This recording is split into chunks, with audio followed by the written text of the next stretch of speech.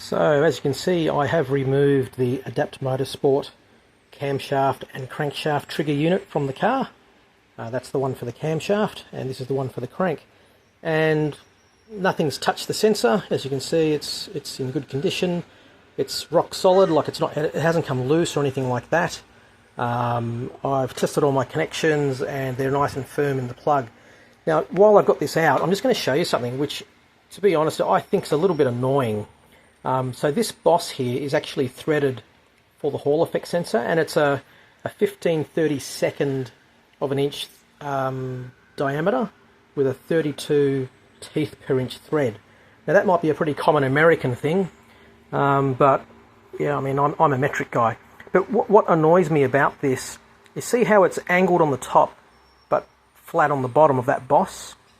So the idea is that you thread the sensor in and then use the lock nut to lock it in place so the sensor won't go anywhere, and that's how you adjust your depth.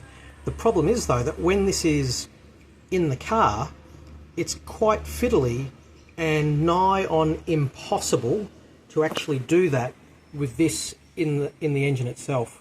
And let me see if I can show you why. So I've just loosely positioned it. I mean, I didn't want to push it in all the way because the rubber O-ring seals inside the case, makes it really difficult to pull it out. You've got to be very, very careful with it.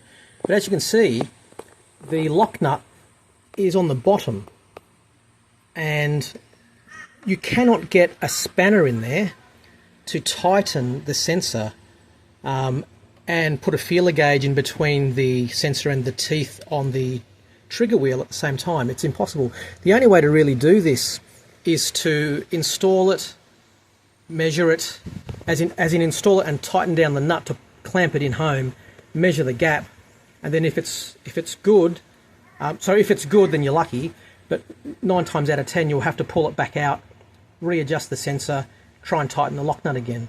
I mean, I would have much preferred if the lock nut was on the top, and you can't put the lock nut on the top because the top of the unit is what's angled. So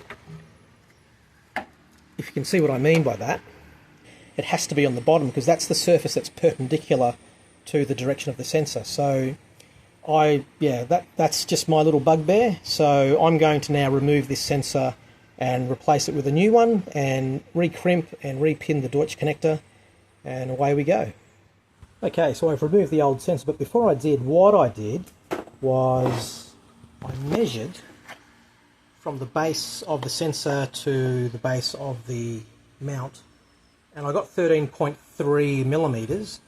So what I've done is I've screwed the new sensor in and I put the lock nut on, and I've tried to get as close to the 13.3. I'm at 13.2, so if anything I'm going to be 0.1 closer. But what I'll do is I'll use this as a test.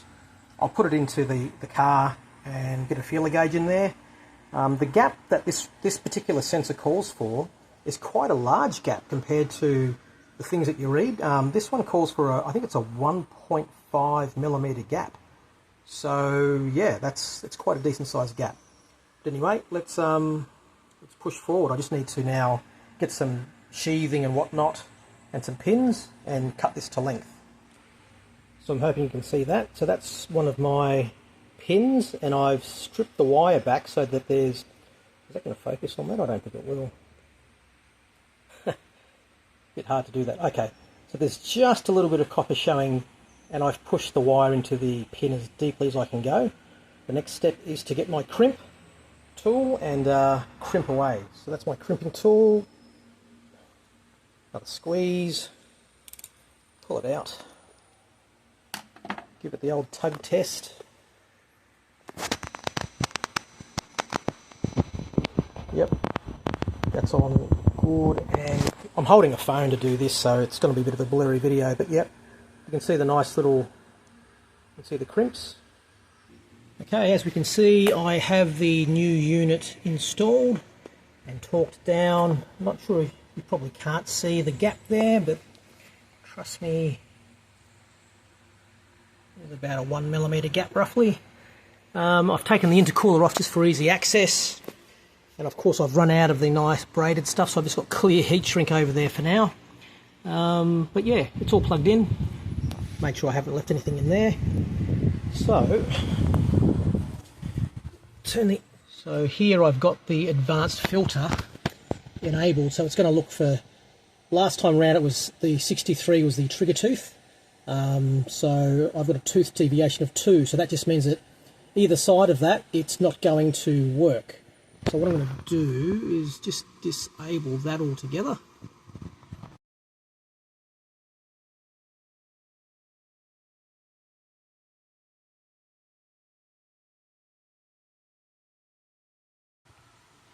Let's see what happens when I turn the key.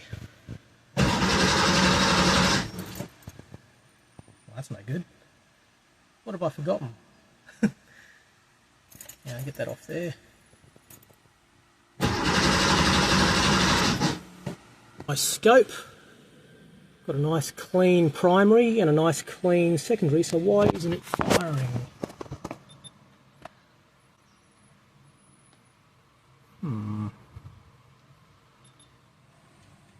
Okay, so it took me a little bit of time to realise that because the cam sensor had sort of rotated onto the wrong firing order, there's an offset in, where is it?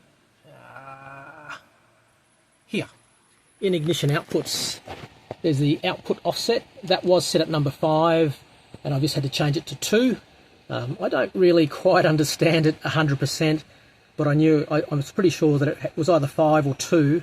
But as soon as I changed it to 2, this is what happened. Where's the thing? Hang on, I'll pull up the log so you can see what's happening. Key on. Oh, shit. Oh, hang on. Did I change it or not? Shit. Oh, because I didn't save it before. Hang on. What did I say? It had to be 2. So go back to 2.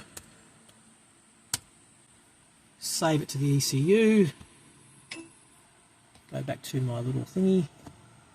It should fire now. It should sink down there and it should fire.